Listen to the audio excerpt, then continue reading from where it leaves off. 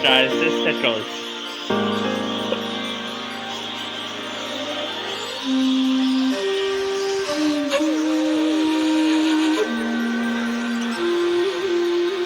And every time they fly onto my hand.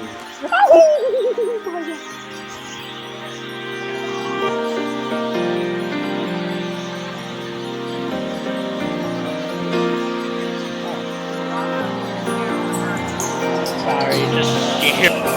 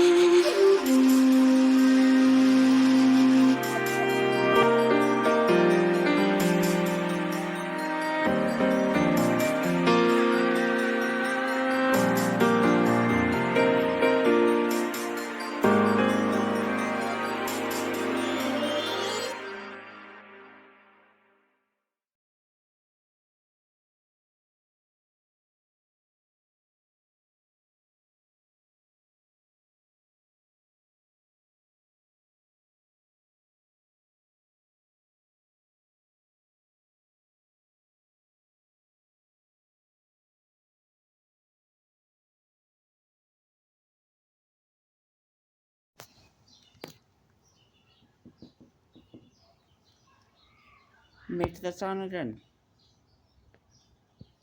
Of course, when I start filming, you don't make the sound.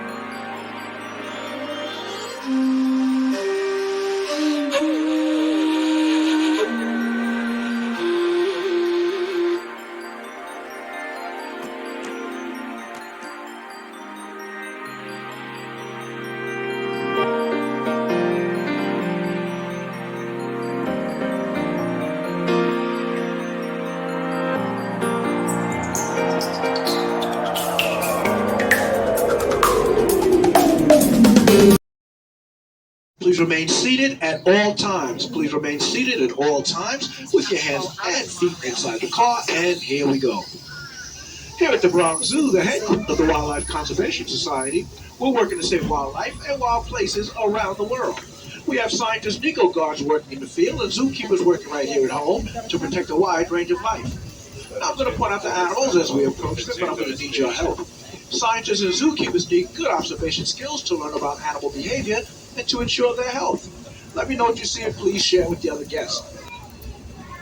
And we have now traveled over 7,000 miles and arrived in Asia. Be on the lookout for animals.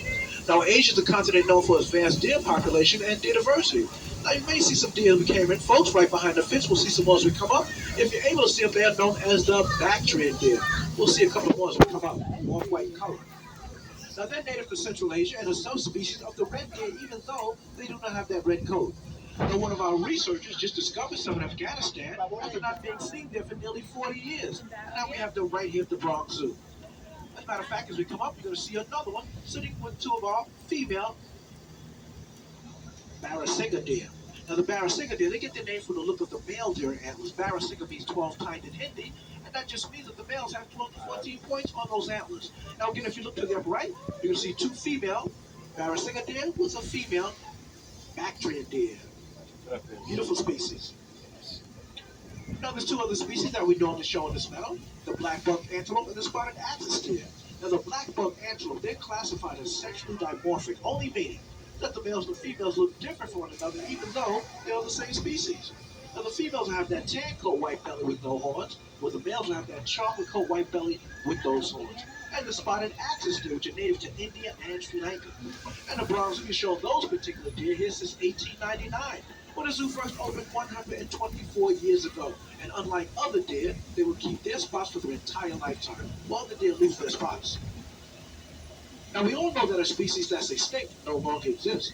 Now, the next animal was on the verge of extinction. In fact, the Mongolian wild horse, or the Przewalski's horse, was extinct in nature.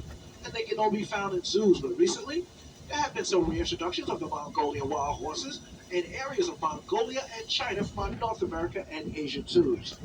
And as the train's about to round this corner, and we'll soon be coming into the lower part of our meadow, we'll soon be on the lookout for the beautiful Mongolian wild horses. Now, here at the Bronx Zoo, folks, we do offer our horses two meadows, a lower meadow, which we're entering right now, and an upper meadow. And I'm not seeing our horses down here in the lower part of the meadow, and that just means that they are in the upper part. So we will see them in a few seconds. Now, in the meantime, here's one of our animal experts. His name is Jonathan Slack, to speak about these wonderful horses who, again, we will see in a few seconds. Jonathan Slack. Jonathan Slatt, Russia and Northeast Asia coordinator for the Wildlife Conservation Society. I believe that wildlife has a place on this earth. My job is to find practical solutions that allow people and wildlife to thrive together. Bill Przewalski's horse went extinct in the wild in the 1960s. On a recent trip to Kazakhstan, I thought about the ongoing and successful efforts in Asia to bring these horses back to the Central Asian steppe. The world needs happy stories to watch the impossible become possible and to see hope restore. And that's what's happening today. All right, folks, as we slowly come up the hill, look to the upper right, you're starting to see the horses up there. And look for the baby foal. We had a baby foal born last month. So you can locate the baby foal. Beautiful Mongolian wild horses. Now, as you're looking at them, I'm pretty sure you'll notice the difference between these horses and our domestic ones. One, they have shorter legs and a stockier build. They also have an erect mane. They're missing the forelock. That's a piece of mane that drapes over the forehead of our domestic horses. Now, the Bronx received its first animals in 1902, and to date, we've had over 50 Mongolian wild horse foals born right here at the Bronx Zoo. And this upper meadow that we're in right here is just an extended area where we do allow our horses to play, frolic, and run around. So here at the Bronx Zoo, we do offer them plenty of room and allow them to do just what they want to do. Again, our Mongolian wild horses.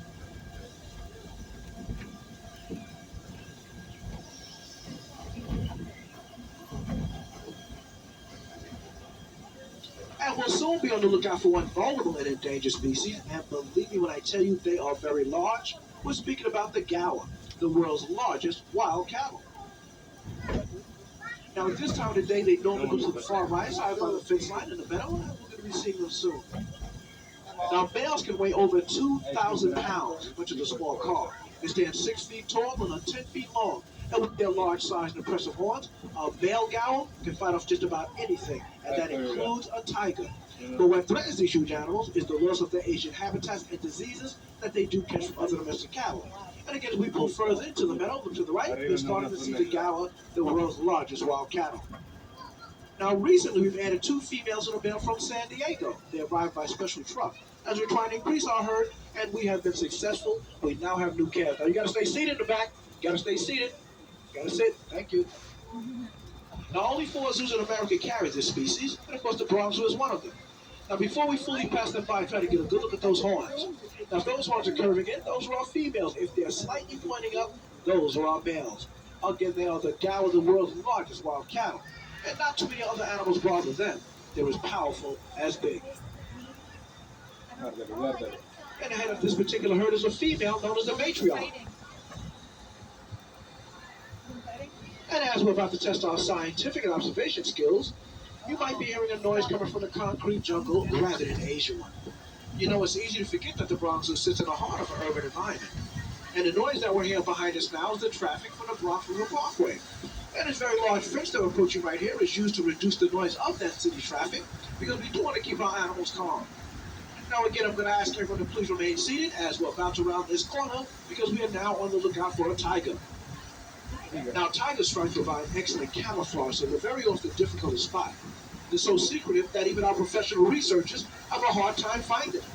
Now, adult tigers normally live alone in the wild, which is why you're only going to see one of them at the exhibit at a time. And once you round these corner, folks, we'll soon be on the lookout for Josie. Now, Josie is our 12-year-old male Siberian tiger. Now, the 2 types of species that we do show here at the Bronx Zoo, the Malayan and the Siberian, also known as the Amur. The Siberian are the larger of the 2. Now, folks, I just spot him, just like he was on my last tour. Look to the upper right, he's laying in the grass up there. He's wagging his tail a little bit. Look to the upper right, he's laying down. Now, I do wish that he was walking around because he's a big one. That's Josie. Again, look to the upper right, he's laying down in the grass. Now, tigers hunt a variety of animals, but they prefer wild pigs and medium-sized deer. Now, typically, a tiger will gorge itself on a fresh kill, eating as much as 40 pounds of meat at one time. Now, just think. That's the equivalent of you and I eating 160 hamburgers in one sitting. And after a male of that size of tiger, they're eating it for about several days. And if you do want to get a closer look at our tigers, you can visit our Tiger Mountain right here at the Bronx Zoo. Again, that's Josie, our male Siberian tiger.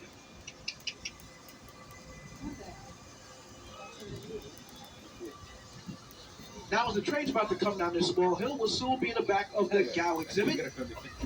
Look up, look at the gaul. Now, between 4 and 4:30 p.m., those large wild cattle are going to come right down on this hill, very close to the train. And it's a sight to behold. You can really appreciate their great size. But again, that's between 4 and 4:30 p.m. And as we come down this hill, we'll soon be in the back of that very first meadow. We'll see some few of our deer. Look back to the left fence. Those are our honey-colored Barasinger deer, male and female. Way in the back, I see some of our back-trimmed deer with our black buck antelope. And some of our spotted axis deer. This is the back of that very first meadow. Now, those bird blowers are the peafowl, which is the national bird of India. Now, males are called peacocks, while females are called peahens, and the little babies, of course, are called peachicks. Now, the males have that long blue neck, while the females have that short green neck. Now, the next animal blends in with the muddy area it calls home. If you see what looks like a pig with upper tusks that are up to the top of the snout and curved back towards his eyes, you found a pig called the Barbaroussa. And the fact that the tusk resemble antlers earned this pig his name. Barbaroussa means pig deer in the Malay language. Now, males will use those tusks to fight with other males to display dominance in order to attract other females. Now, they're gray in color, so they blend in very well with the exhibit. As we're passing by our bamboo forest coming up on the right, and the first pen, folks, we have the 3 little pigs. That's right, the 3 little pigs, right below us. That's Hawthorne, Philip, and Ivy. And right below us, we have 2 females with the long snouts. They will not have those tusks. Now, again, I'm going to ask everyone to please remain seated because we're about to see the world's largest land mammal. And, of course, we're talking about our Asian elephant, Patty. We have Patty out there, folks. Look to the right. There she is. That's Patty, our Asian elephant. Now that large tree that you see by the Tipper Pool, that's an elephant-sized back scratcher. Now, African and Asian elephants are iconic animals worldwide, but they're struggling in the wild. Now, the first thing that you notice about this lovely lady is her size. Asian elephants can weigh more than 10,000 pounds, so they eat a lot of vegetation. On top of that, Patty eats about 200 pounds of hay each day, and she drinks about 60 gallons of water. That is per day. Now, if you can't try to get a good look at her trunk, because only Asian elephants have this adaptation, she has a finger-like feature on the end of her trunk where she can gently pick up a blade of grass, all with that same trunk. She can tear down all these branches out here with enormous force. That trunk holds more than 40,000 muscles. It's an incredible tool. Now, folks, Patty's over 50 years old. She's over 50. Now, here at the Bronx Zoo, we do take very good care of our elephants. They not only get baths, but they get pedicures as well, and they deserve it. That is Patty, our Asian elephant. And as we leave our elephant zone, we're now on the lookout for another large mammal. This one tends to weigh around 3,500 pounds, has a 3,500 pounds, has a horn in its nose, and looks to be armor-plated. But nothing can be further from the truth when you're talking about our rhinoceros skin. And today, folks, we have our Penny, our greater one-horn rhino, also known as the Indian rhinoceros. Now, I know that she's on the other side, so we're going to scoot around, and as we do, I'm going to give you some facts. Now, all rhinos are highly endangered, with about 3,700 surviving in India and Nepal. Now, here at the Bronx Zoo, we've had great success caring for these very rare animals, but breeding is a huge challenge. Now, this part is for the moms and the trained moms. Listen to this. A female rhino stays pregnant for 16 months. Then after being pregnant for almost a year and a half, they give birth to a calf weighing between 55 to 100 pounds. Now, the calf will stay with its mother for about 2 to 3 years, even though weaning can only take about 12 to 16 months. Now, again, most people think that rhinos are armor-plated, and again, nothing can be further from the truth. They just have a layer of skin that has many folds, which you're about to see. So when you do see a rhinoceros laying in the mud, folks, they're not there because they really like it. They're there to protect that very sensitive skin from sunlight and from insects. As a matter of fact, the rhino that we have out today, Penny, zookeepers put sunblock on her face and ears to make sure that she does not sunburn. Now, we've had 14 baby rhinos born right here at the Bronx Zoo, and we're currently caring for 5 endangered species as I speak.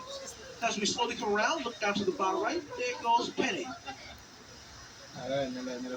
Indian rhinoceros. Now, this much larger mud wallow that was slowly passing by is the original mud wallow of Wild Asia, made back in 1977, and made large brown rhinos all by themselves just by continually stomping around it. And they've been doing it for the last 46 years. And here's some more about our rhinos. The rhinos you see here are Indian rhinos. That is Penny. We work with habitats all over the world that are homes to rhinos. Here is a note from our field office in Sumatra, and Mulan, who works with the Sumatran rhino. Sumatran rhinos are the smallest of the world's rhinos, and they are considered critically endangered. My name is Mulan Kusturi, and I'm the Species Conservation Specialist for WCS Indonesia program. We carried out an island-wide survey of the last wild population of Sumatran rhinoceros in Indonesia. With so many unknowns on how to manage Sumatran rhinos in the wild or captivity, our studies showed definitively that we must protect them at source. The cost of doing nothing could be the extinction of the species, and I can't imagine. All right, folks, as we leave Penny behind and we come into our next 2 very large meadows, we're now on the lookout for various deer and antelope species. Now, the first deer we're going to be on the lookout for is the hog deer. Now, they get their name because they're short and heavy like a hog. They creep, they duck, they run under things. Rather than jump over things like other deer, hence the name hog deer. We're also going to be on the lookout for the Nilgai antelope. Now, they get their name from the color of the male's coat. Nilgai means blue bull in Hindi. And that's because the males have a bluish-gray tint to their coats, while the females have a yellowish-brown to theirs. Males have horns, while the females do not. And they've been clocked at over 30 miles per hour while running. They are very fast. They are also the largest antelope species in Asia. Now, the distinctive feature about the Nilgai, if we do put them standing up, you look right above their hooves, they look like they're wearing white and black socks. We're also going to be on the lookout for the Indian muntjac deer. And the reason I slowed up a little bit, I just spotted one. Look down to the bottom right as we're coming around. That's a small little female Indian muntjac deer, also known as the barking deer, because they will make a bark-like sound once they sense a predator. Now, these particular deer mark their territories by scent glands, which are found right near their eyes, right below us. And further to the right, one of our small hog deer, female hog deer. Now we're also going to be on the lookout for the sandbar deer, one of the largest deers in southern Asia. They stand about 5 feet tall at the shoulder, weighing as much as 650 pounds, and with antlers that grow at least 3 feet long. Now as we come down, look straight ahead, I see some more of our Formosa sika deer, and up to the right, some more of our sandbar deer. And further back, some more of our hog deer. Now if you look to the upper right corner, I see some of our nilgai antelope laying down, some of our sandbar deer, and another one of our Formosa sika deer. They're from the island of Taiwan, formerly known as Formosa. And again, those big chalk-colored deer, the sandbar deer, and the lighter ones of almost an equal size are the nilgai antelope. And those two species are the largest.